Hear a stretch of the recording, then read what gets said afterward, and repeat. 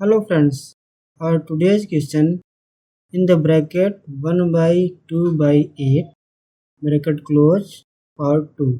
Now we solve this equation. Now we assume there is no any square. Now this equation come in center. Now we remove brackets and 8 multiply into 1 like as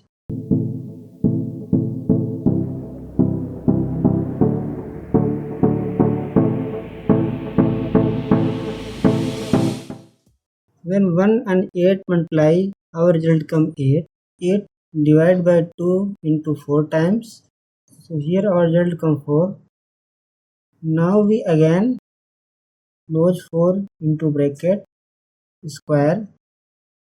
When any number in the bracket power 2, so that number we write like as 4 multiply 4.